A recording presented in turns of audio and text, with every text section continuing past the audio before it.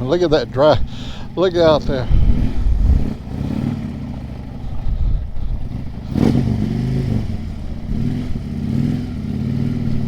This is my driveway. It greets me every day when I come in and out of here. Oh, I love that lavender. I love the flag, man.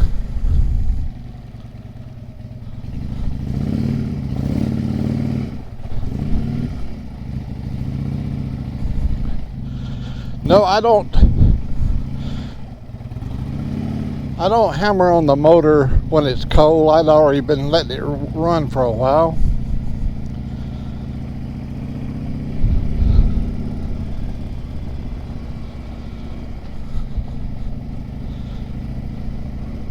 I've taken this journey a lot of times, but today I'm taking you with me. Angelique is sitting back here in the back. She's looking fine today. She's in real good spirits. I see the pipeline is broken. I saw the water running out of the road, so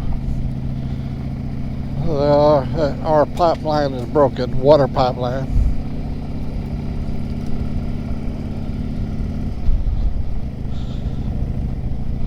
I live in some pretty country. I'm out here in the country. I'm 22 miles from everywhere. The guy over at the Harley shop, he said, "My God, how you get them miles like that without going anywhere?" Well, I live 22 miles from anywhere. Jasper, 22 miles. Coleman, 22 miles. Gardendale, 22 miles. Oh, look at the beautiful ducks.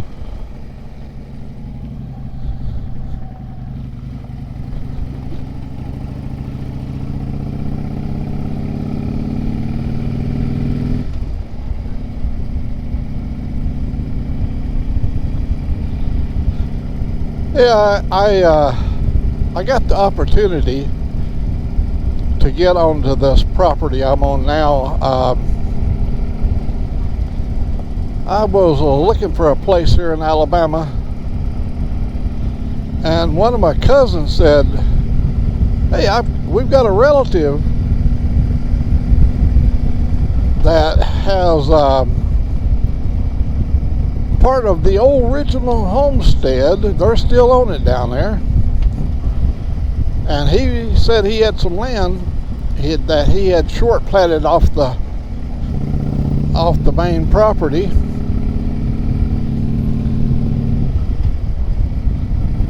Anyhow, one thing led to another, and I bought the place. The only regrets is we don't have any form of no cable, no fiberglass, no nothing. We have we tried Hughes satellite dish, and that didn't work because it has a limit of so many gigabytes per month. So we've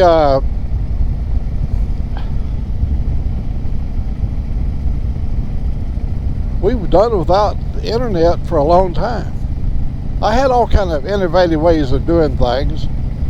I would take my laptop. I had I had Verizon at that time, and if I drove 4 miles from my house, I could upload off the laptop onto the internet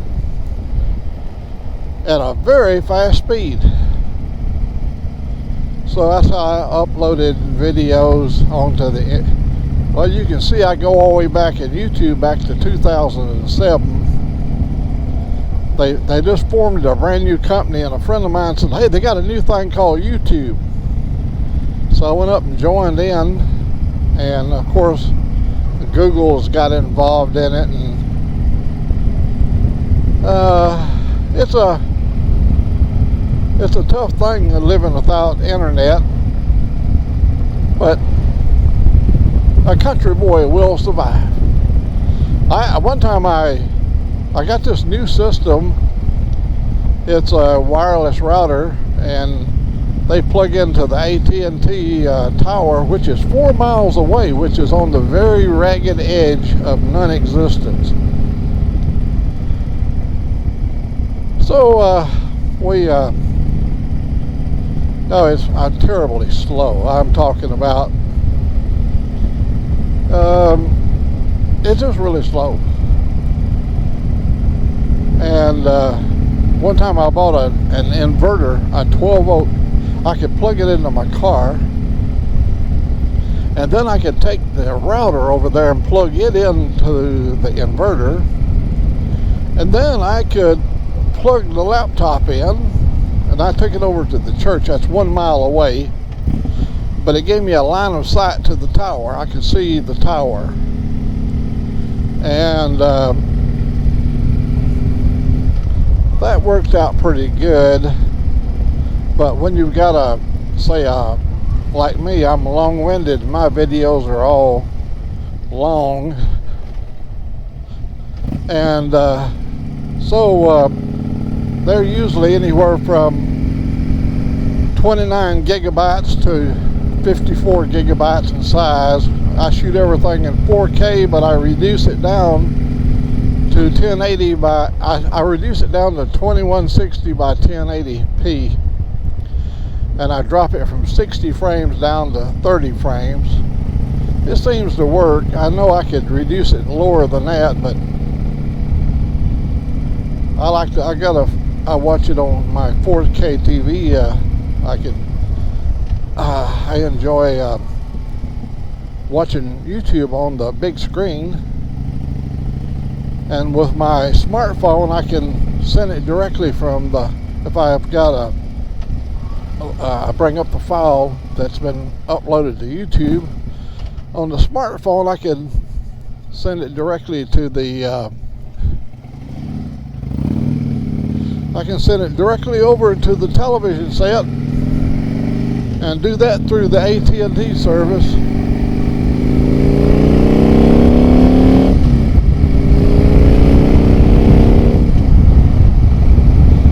I just like to make it rip occasionally. Anyhow, you have to do what you got to do. Would you guys like to hear a story about one time when I was a cowboy? I was a cowboy for a long time.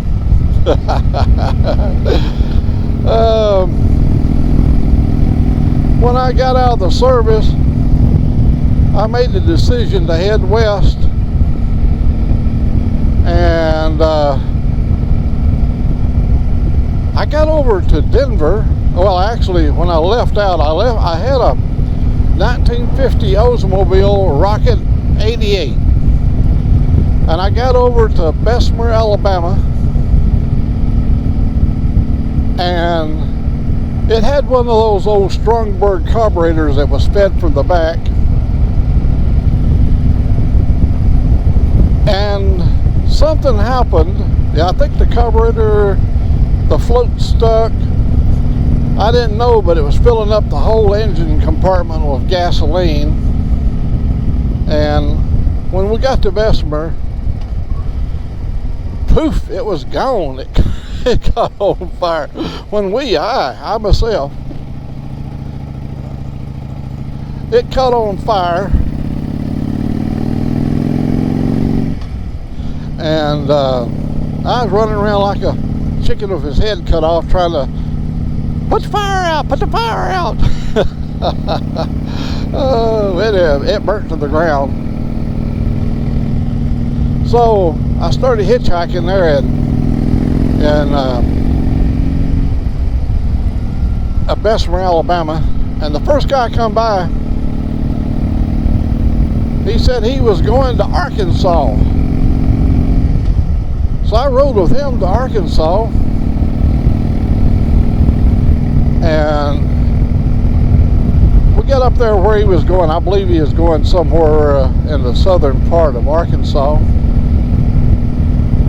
Well, my next ride I got, the guy was going to Kansas.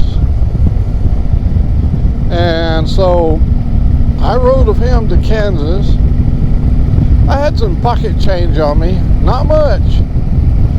You know, you got to keep in mind, back in the old days, the Army paid $78 a month when you started out, and I think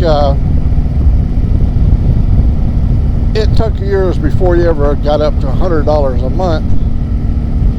So anyhow, we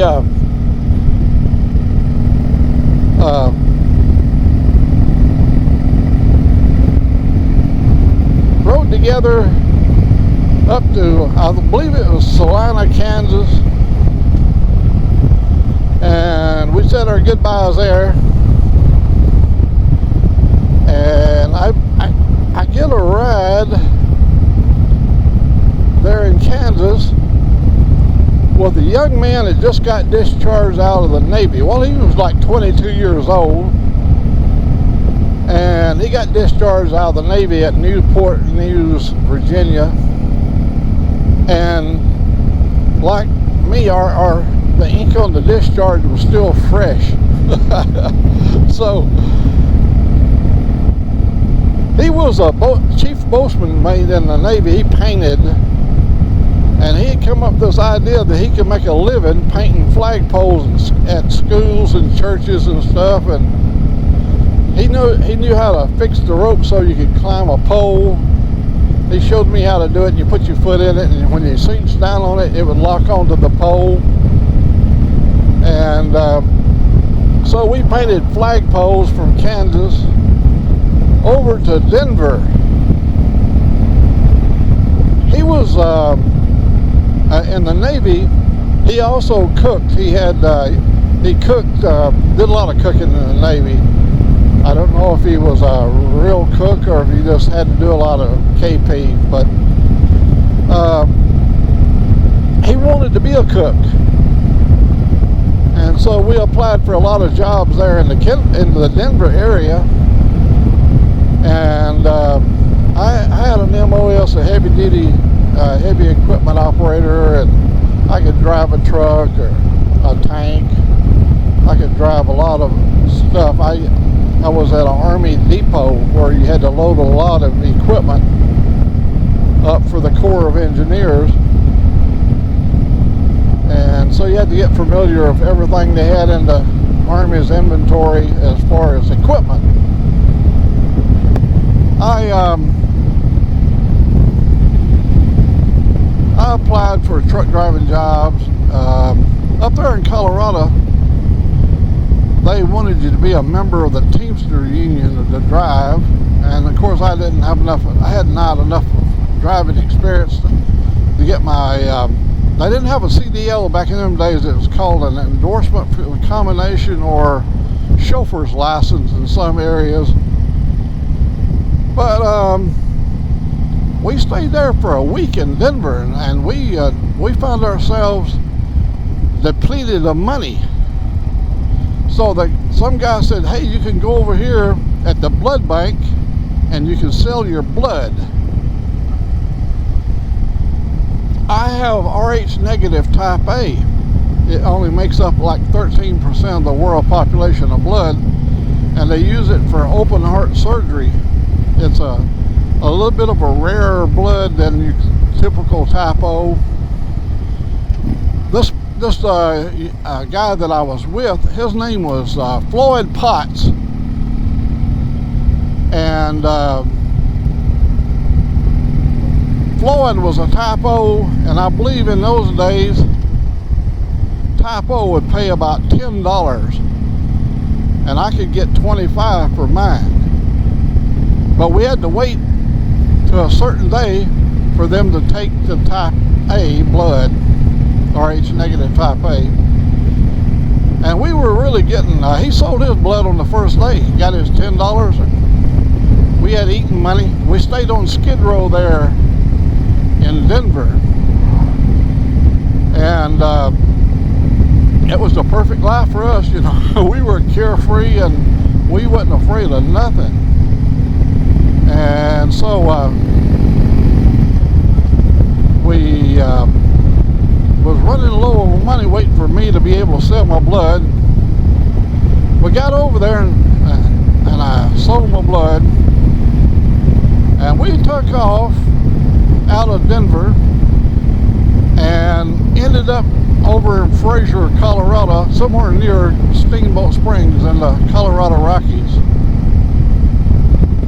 And we saw a sign said, "Dude Ranch hiring." So we went out there to see what kind of position, because I could ride a horse.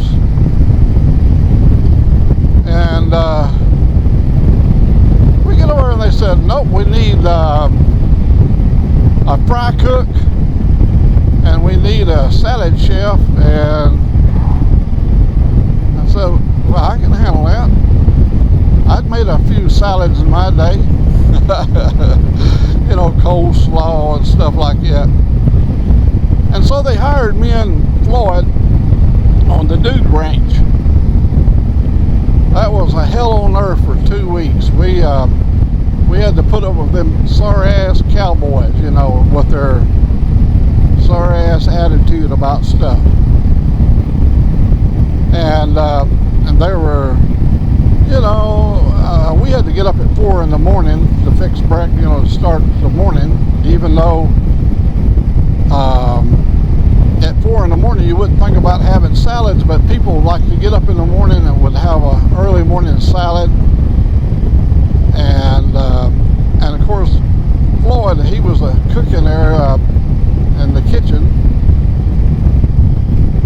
and we had to get up all kinds of hours because you had your supper crowd, and we didn't get off until 10 o'clock at night.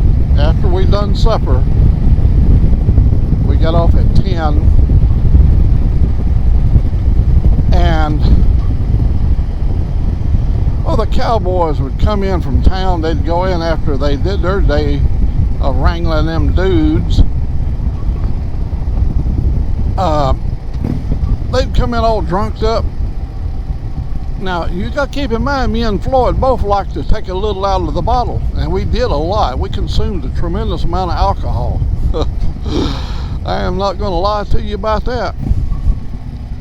So, but we didn't believe in harassing other people or, you know, making a fool of ourselves with all that hoorahing and stuff that cowboys do, you know. Cowboys are known for making a little noise.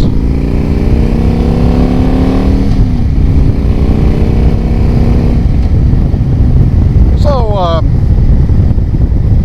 Floyd was getting pretty well at the last nerve of his body, and me, I was not enjoying their behavior either. So, but we both liked our jobs. Oh man, we loved our jobs. Of course, we liked the horses, and we liked being up in the Colorado Rockies. So, it's payday. And I met Floyd over there in the kitchen when they gave us our checks, and I asked him, was he going to stay on, because he really wanted to go out to Portland, Oregon, and I wanted to go to California. So he says, now we're way up there in up by Steamboat Springs, Fraser, Colorado. He said, I would stay on here if we can get the cowboys. Now, he'd already spoke to the cowboys several times, and they basically, with a big lip full of skull, would stand there and look ignorant at him and talk down to Floyd. You got to keep in mind, Floyd had fought every Marine at every base that he was stationed at in Okinawa and all throughout the Philippines. He ain't afraid of nothing or anybody. Them cowboys didn't intimidate him. He was built like a little old fire plug, little old short Navy guy, you know, just stocky. And anyhow, he told me, he said, we're going to see how they behave. I give them a talk to, And if they behave tonight, and it looks like we're going to be able to work it out to where when they come in, they would appreciate the fact that we're having to work so many hours that they'll back off and life will be good. But he said, I've got an alternate plan. If we tonight we get in bed and they come in all drunked up and acting crazy, we're going to kick some asses and we're going to head on out of here. We got in bed, next thing we know, they was, yeah, yeah,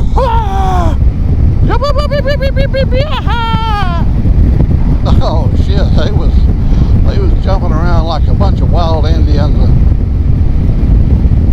Anyhow, Floyd was up on the top bunk, and before we got into bed, he said, if I come down from the top bunk, I want you to take your boots. I wore combat boots in those days because I just got out of the Army, so I had combat boots. He said, take your hands and pull the laces around your wrist. Put your fist all the way down into the side of the boot.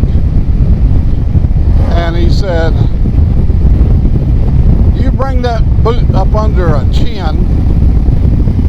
And he said, that will change their minds.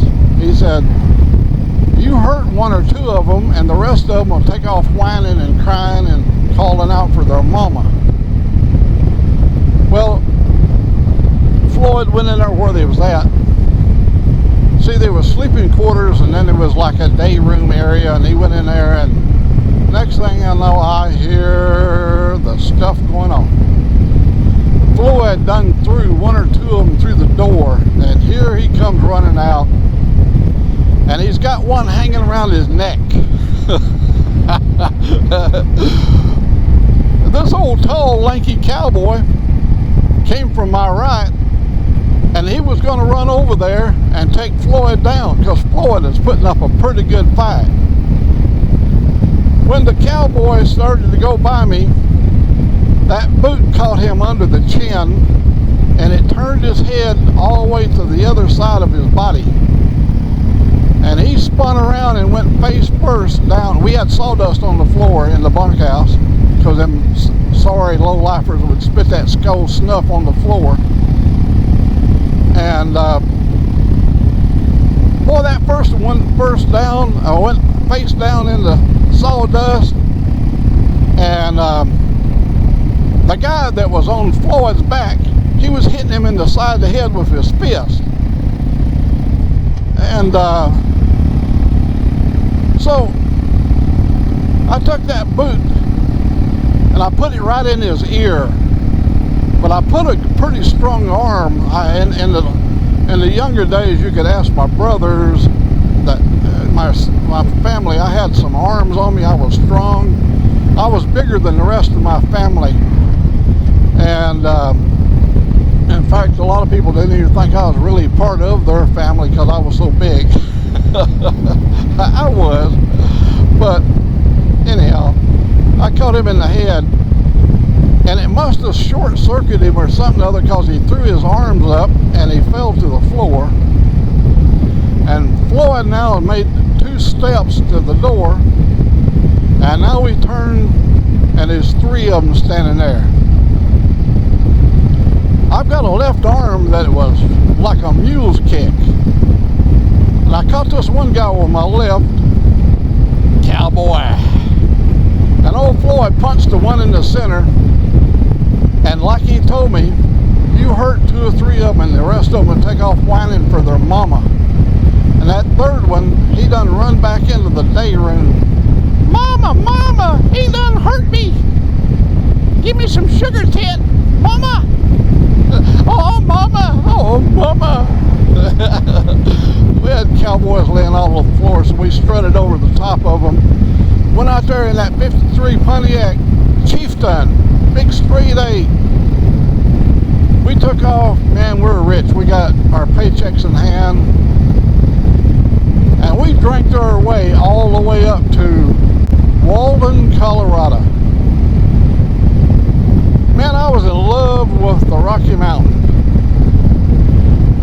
So we stopped there in Walden, Colorado, because the sign at the construction at the state unemployment trailer said truck drivers needed. So I go over there and they only had one truck driving job left. It was a sad time. Floyd wanted to get to Portland. I wanted to see more of the Rockies. So I went to work for this guy named Delmer Johnson on this big cattle ranch up in, actually the town he was from was Colmont, but we was in Walden, Colorado when we got hired. I got hired. I said my goodbyes to Floyd, never saw him again ever after that. What a man. He was the kind of guy any one of you guys would have liked to have been in a tussle with. You know, if you're going to be in a tussle, you'd want a guy like Floyd to be there with you. Floyd Potts. Anyhow, I went out. Delmer come and got me. He's the guy on the ranch. And we get out there. And he was telling me that we're going to be hauling timber from up in way up near what's called Rabbit Ears Pass. That's up above Steamboat Springs. Well, I spent the rest of the summer and fall there at Delmer's place, and before the snow started to fall, he took me over to Steamboat Springs. I went in there to LL Beans in Steamboat Springs and bought me a $40 Stetson hat. Big black Stetson hat. Because see, now I've got cowboy credentials. And once you whoop a cowboy, you got cowboy credentials. So got myself a Stetson hat. I bought me some Justin boots. And I was now on my way to California. I had enough money for a Greyhound ticket. I get on the bus. I meet this lovely lady that was from Sweden. A beautiful Swedish lady. Now there's nothing I love more than drinking, and that was a pretty woman. She was so pretty I wanted to remember her forever. So we stopped at the bus station somewhere on before we got to Salt Lake City, and I bought a 620 Kodak camera. That's a little box, leather wrapped box. Had a little lever out there by the lens, and you push down on it and took your picture. You had to open the back of it and put a roll of 620 film in there. Kodak 620.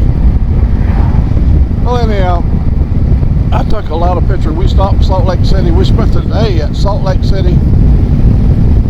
We had to wait for the next layover bus, and golly, we had a good time. She was beautiful, had those lips that looked like they stayed moist all the time. That's before they had this new chicken grease girls put on their lips today. You see these girls today, they call it lip gloss.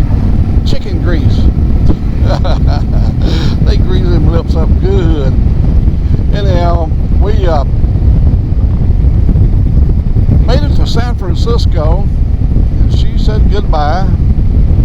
That was two of the most beautiful days, maybe three, close to three, because we had a long layover. Those are beautiful days of memory. I don't know whatever happened to her. She was going to go to a beautiful home in San Francisco as an exchange student. And back when they had what's called exchange student program. So I rode my bus on down to California. My family had relocated out to California, and I finally linked up with my family, my brothers and sisters, my mother. Oh my God, there's not a warmer feeling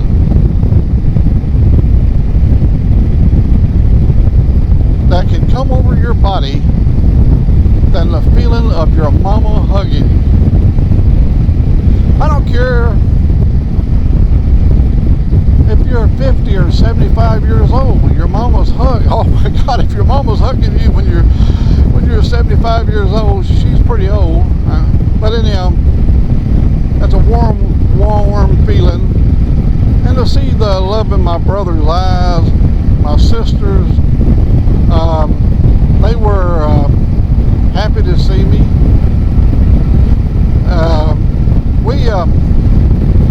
We started a new life. We went to work on a ranch called the Triangle T Ranch. Me and old Robert, we worked out at the Triangle T Ranch, and one time they gave us a couple of not thoroughbreds now, they gave us a couple of quarter horses. They said the Triangle T Ranch had rented out a lot of their pasture lands and stuff, and their feeding facilities there at Chowchilla, California, to a company called I.T. Thurber. He was the guy that owned all the Herefords there. So they sent us, me and Robert, way up by Mariposa, California. That's the gateway to Yosemite. And we got in there, and Robert had his horse and I had my horse, and in our saddle bags we had this leather thing on the back, and we had 2 rolls of barbed wire, and our job was to ride fence. And they had what they call line cabins scattered out up in the hills there. After you ride a day, if you did your job right, you'd have a place to stay. Well, the first day out, he went his direction, I went mine, and I saw about noon, I had a pistol on my hip. I think Robert was carrying a gun too. He had to do that because there are a lot of rattlesnakes up in the hills there. I saw this grove of trees, maybe an hour ride from where I was at, and I thought that would be a very good place to go have lunch. And before we left out, we had already made us, we like to eat Spam back in them days, already made a Spam sandwich, and it was in a saddlebag at temperature 110 degrees. It was slowly frying in the saddlebag. So I proceeded on down. When I got down into this thicket, there was moisture down there, things were green. I saw a cabin, a house in there, and I worked my way over to it, and I found the Hubmobile car that had a license plate of 1929, California 1929, and all the wood is pretty well rotted off the wheels. And we checked the dipstick, and it was like asphalt. The oil was just like asphalt in there. We prowled around, being careful, make sure the rattler didn't bite us or whatever, but we found an old root cellar that had canned goods in it. And of course, being young men, we had to try some of them out when I open up them canned goods and eat some of them apples that was canned 50 years ago. Man, that was the coolest, refreshing place. It was what an oasis. I told, when we got back down to Chowchilla in a week or so, and I told them guys about that place we found that had the old Hubmobile out there with 1929 license plates on it. And one of the guys said they was going to look up and see. Come on, buddy, go ahead and come on out there. You can't kill me now because you didn't hit me. Anyhow, let me see if I can make this turn right here without being killed. How about that?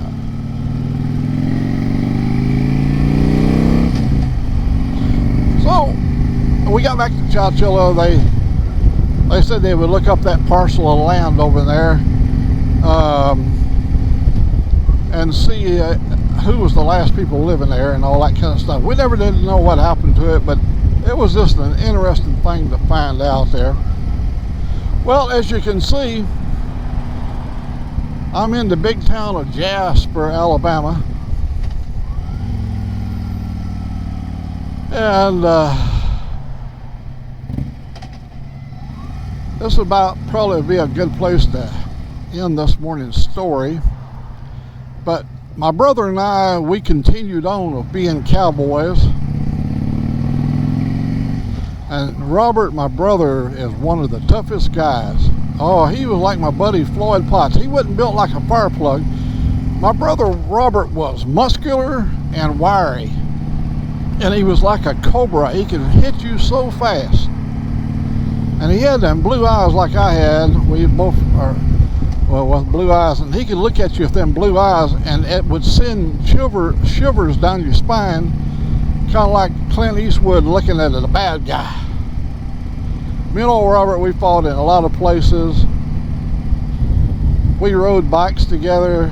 We rode everywhere. We rode all the way over to Colorado. We went to, we were trying to get to Carson City, Nevada, but we got up there at 11,000 feet and we couldn't make it across the pass there.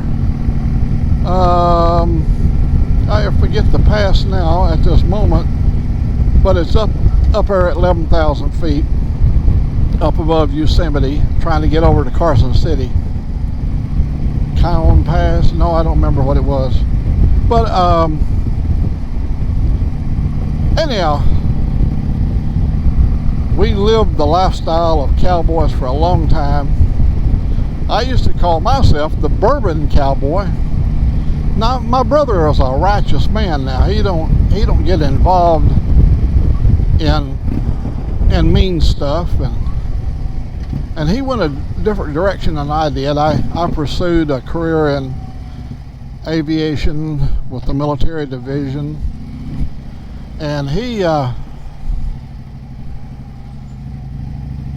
was a diesel mechanic. He went on and retired after being a diesel mechanic for a number of years.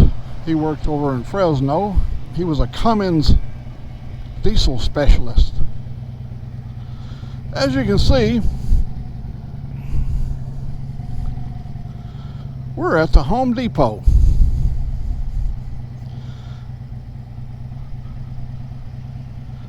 Well, with that, I'm going to say God bless you. Thank you for listening to me. I'll tell you more about being a cowboy one of these days. One thing about old Mack stories, they never end.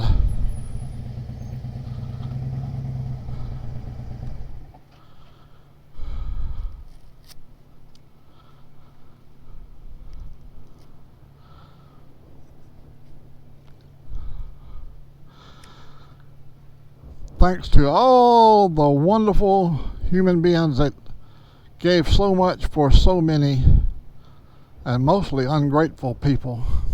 They don't even remember us. God bless you.